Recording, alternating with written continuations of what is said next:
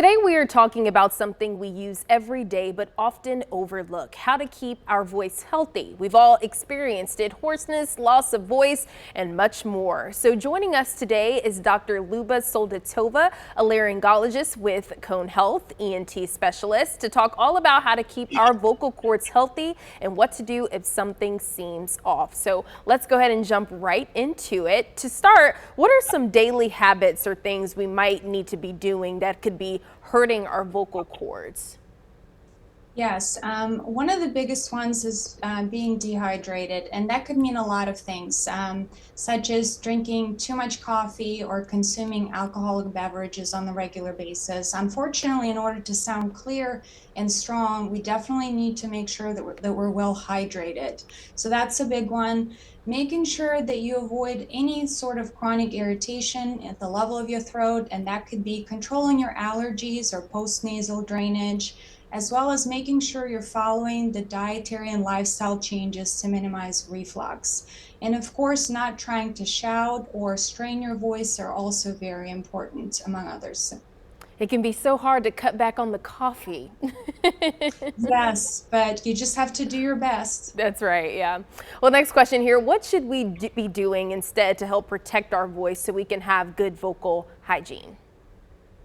Yeah, vocal hygiene is kind of a broad term, but the basics of following good vocal hygiene is making sure you sip some water throughout the day.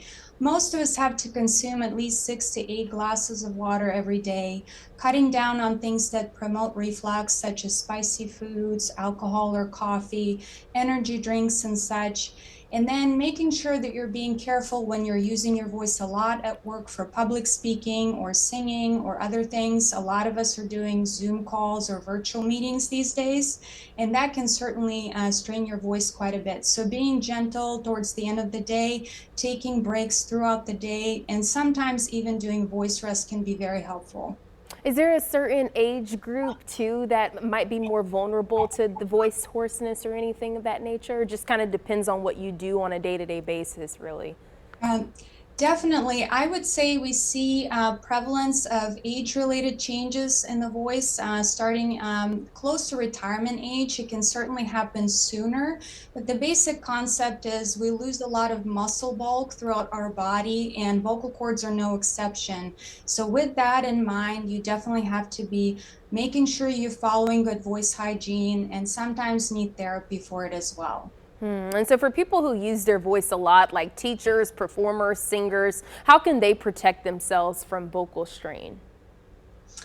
Yeah, that's a good question. I would say definitely making sure that you're staying well hydrated. And if you have a full day of talks, public speaking, or singing, doing warm ups in the morning can be very helpful. That can be as simple as humming in the shower or doing slow glides.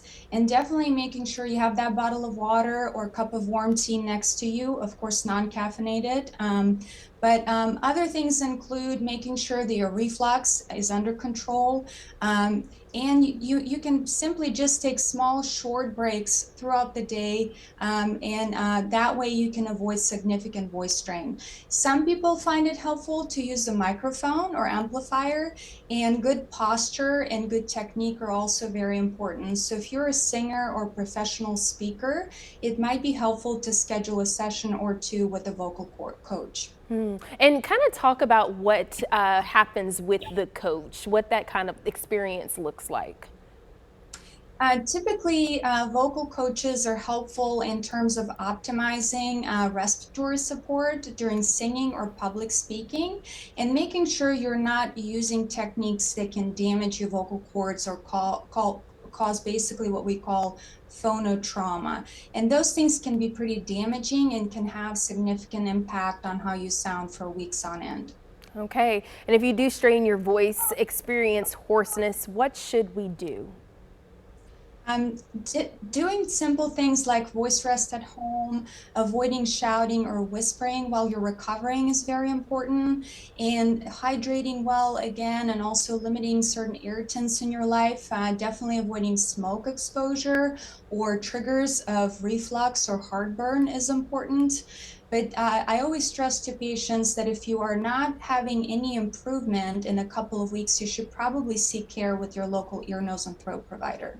Okay. And I know too, there are a lot of like videos out there, like on YouTube and TikTok, and of how to help with your vocal cords. But would you say use those sometimes, or really stick with your primary doctor or voice coach?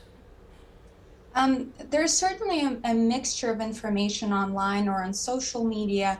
I would say basic information is probably correct, but the main thing to realize is that there's a number of things that can cause hoarseness, and only a trained professional who has expertise and a way to visualize your vocal cords can appropriately diagnose them.